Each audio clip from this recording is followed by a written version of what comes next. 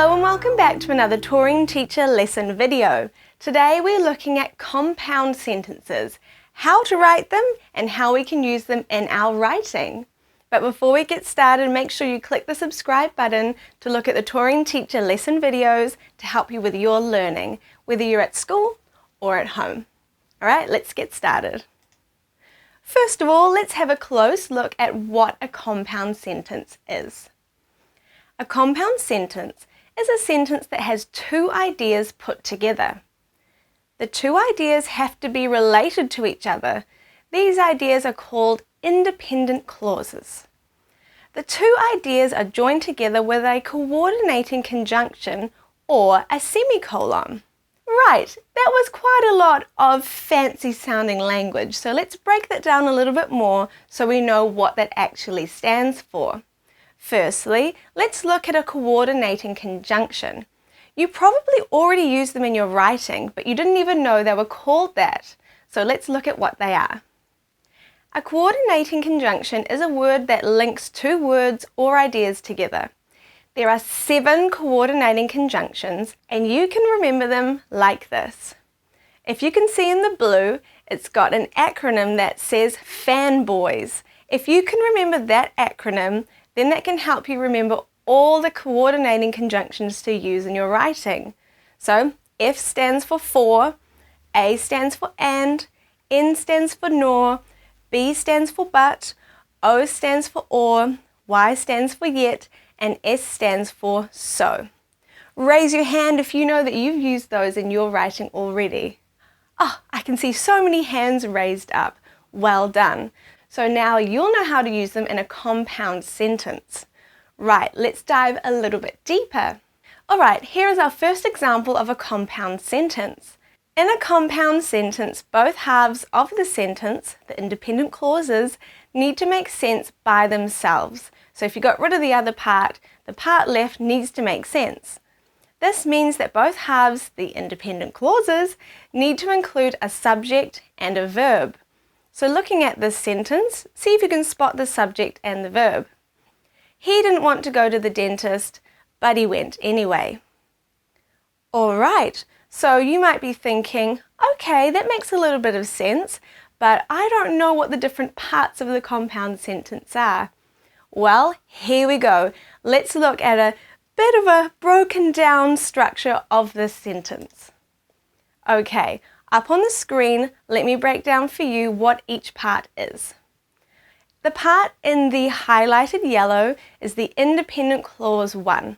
So that is the first independent clause. Then in the middle, in purple, we have a comma. That is the breaking up the two clauses when they're put together.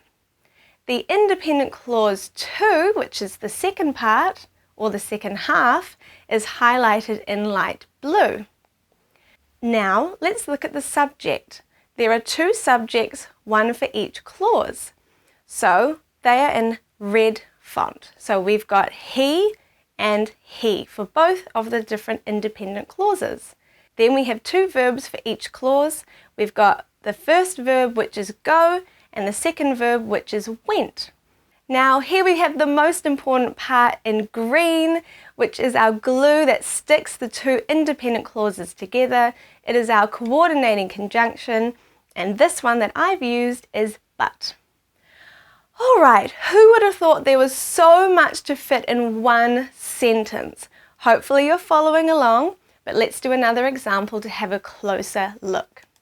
Right, before we look at our next example, we need to make sure that the 2 independent clauses make sense on their own. So if we break them apart and have a read, individually they need to make sense. So the first one highlighted in yellow, he didn't want to go to the dentist.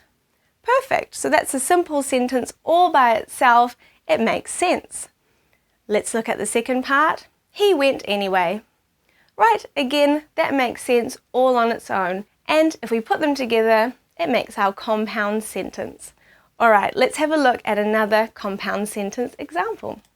Alright, so I'm going to put a sentence up on the screen and showing you what different parts of the compound sentence we need to look for. And before I tell you or show you the different parts, I want to see if you can find them all by yourself. So you'll be looking for the independent clause 1, the comma, the independent clause 2, the subjects, the verbs, and the coordinating conjunction. Let's have a look. The sentence is, everyone was busy, so I went to the movies alone. Alright, you can pause the video here and see if you can test your memory of what we've just talked about to see if you can find these different parts. Then one by one, I'll show you where they are in the sentence. Let's go. Okay, so the first bit we were looking for was independent clause 1, which you can see is in highlighted yellow. I wonder if you got that right. The next part is independent clause 2, which is highlighted in blue. The next part is the comma, which is the underlined purple comma. It's really small, so hopefully you can see it. The next part is the subjects. We've got, in the first clause, we've got everyone, and in the second clause, we've got I. Now we have the verbs. In the first clause, we have was, and in the second clause, we have went. And like I said before, the important part to make a compound sentence, our coordinating conjunction, which is so in green. Alright, I wonder how well you did with that. Hopefully you were able to spot all of them before I showed you. Remember, you can always go back and have a look at that example to help you when you're writing your own. And speaking of writing your own, I have a mini activity for you here. I have written 4 half compound sentences for you guys, so that means there's only one independent clause showing. It could be the first or the second. What I want you to do is fill out the rest of the sentence. Remember, both independent clauses, when they're linked together in a compound sentence, have to make sense together. So you need to make sure you're including those, and make sure to include your coordinating conjunction as well as your verb and your subject. I know there's lots to include, but I know that you guys can do it. So pause the video here and see if you can fill out these sentences. Off you go. I wish that I could see all your compound sentences that you have just written, but hopefully there's someone near you that you can show those to.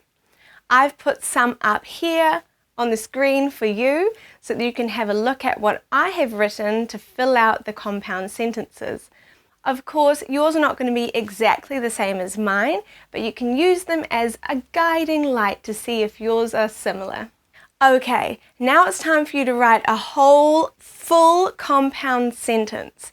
Up on the screen will be 3 different photos that are quite different to each other, and you can use those photos as motivation to write your own compound sentences.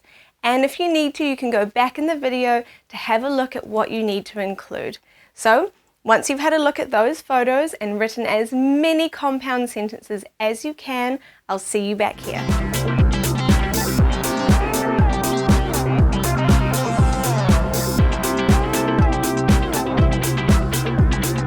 Alright, how did you do? Hopefully you were able to come up with some creative compound sentences. Now it's time for you to be able to use these in your own writing. Whether you're writing a story, fiction or non-fiction text at home or at school, you can include these things when you're writing your compound sentences to boost your writing and make it seem even more professional. So make sure to include these things. 2 independent clauses, 1 subject and 1 verb in each independent clause, a comma, a coordinating conjunction, and make sure each independent clause makes sense on its own. Alright, well done. That was a lot of fancy words that we were using, but I know that you were able to follow along, and I'm so excited that you get to use these compound sentences in your writing. Alright, before you go, make sure you click that subscribe button so you can see lots of learning videos for you guys, whether you're at home or at school, and it can help you with all your learning areas. And I will see you very soon.